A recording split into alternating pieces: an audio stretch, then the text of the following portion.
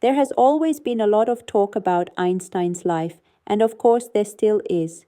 True and false stories have been connected to Einstein's life in various ways. In this video, we're going to tell you about 10 interesting aspects from the life of this great scientist that I'm sure you won't regret watching. There is a widespread rumor that Einstein was not a good student as a child and was a lazy student in class. However, this is not true. He was actually very intelligent from a young age, and his grades in subjects he liked, such as mathematics and language, were always excellent. It's true that he started speaking a little later than children his age, but he soon proved to be a very smart child.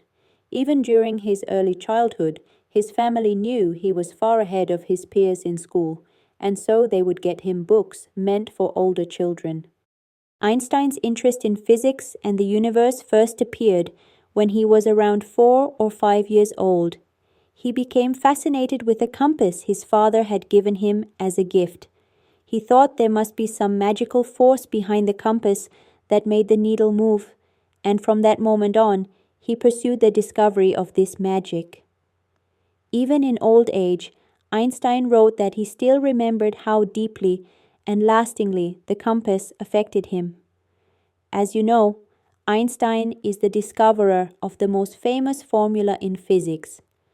Throughout his life, he wrote over 300 reputable scientific papers, the most famous of which relate to his revolutionary theories of special and general relativity.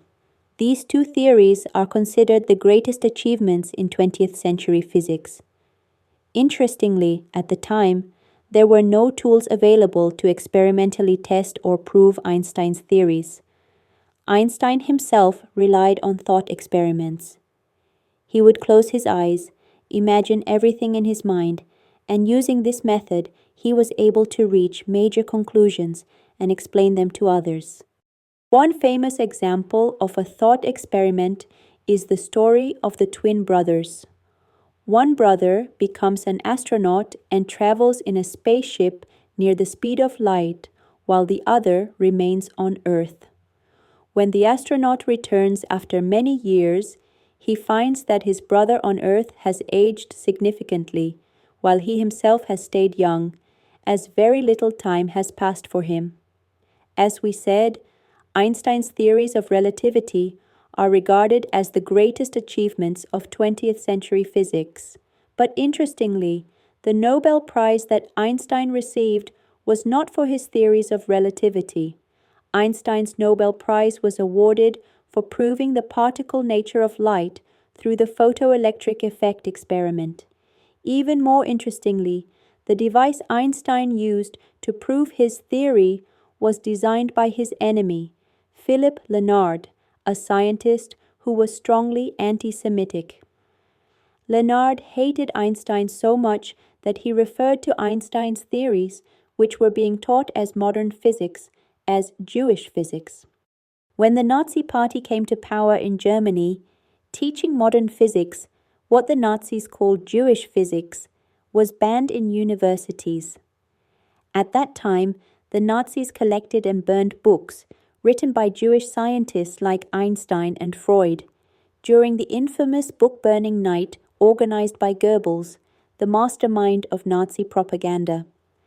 After this book-burning event, the Nazis made a list of Jewish scientists who had not yet been executed, and naturally, Einstein's name was on that list.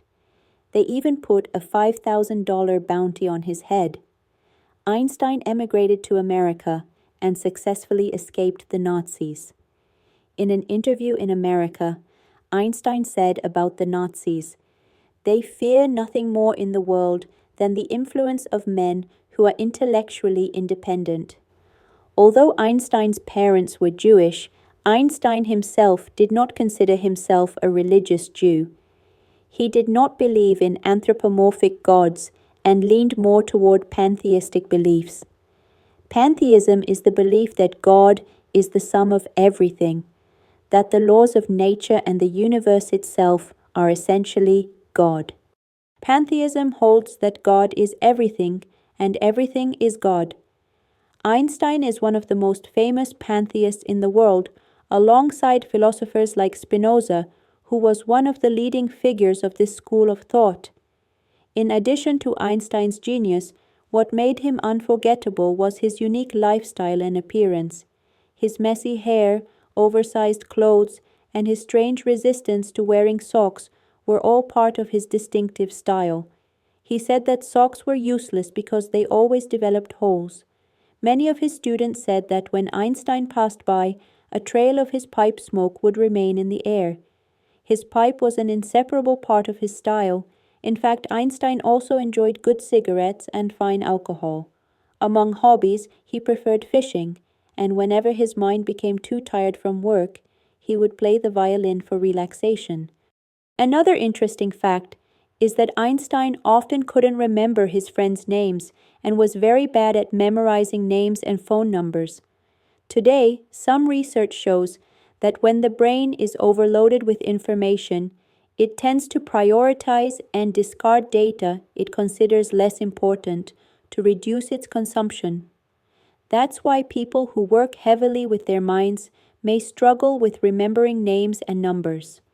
After several years of marriage, Einstein faced problems with his first wife. For the sake of their children, they even drafted a contract to maintain their relationship, with the condition that it would only continue if the contract was respected. The contract stated that his wife must ensure his clothes were always clean and neat, serve 3 meals a day to his room regularly, and avoid initiating conversation with him unless absolutely necessary. Additionally, if he asked her to stop speaking, she had to comply immediately.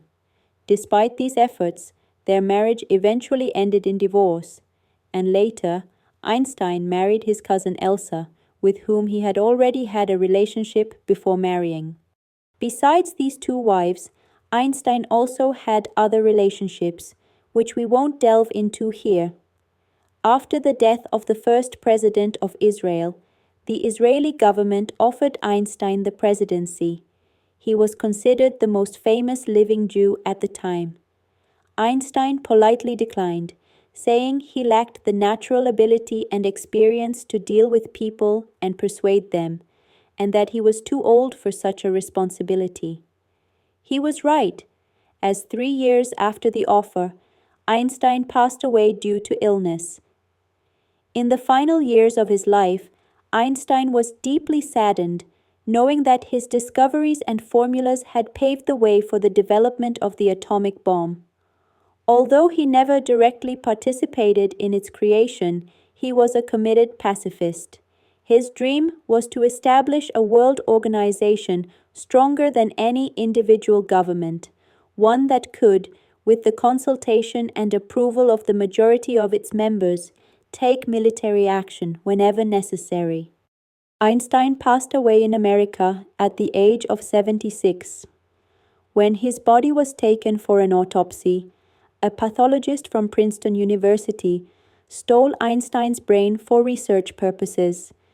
Years later, the brain was found. After extensive research on Einstein's brain, it was revealed that the parietal lobes, the areas responsible for mathematical thinking and visual spatial recognition, were 15% larger than those of the average person of his time. After the studies, Einstein's brain was moved to the Mutter Museum in Philadelphia, where even today you can see the brain that divided the history of physics into before and after up close. Einstein's eyes were given to his personal ophthalmologist, Henry Abrams, while the rest of his body, according to his wishes, was cremated. Unfortunately, Einstein's final words remain unknown, as he spoke them in German, and the only person present, a night shift nurse, only understood English.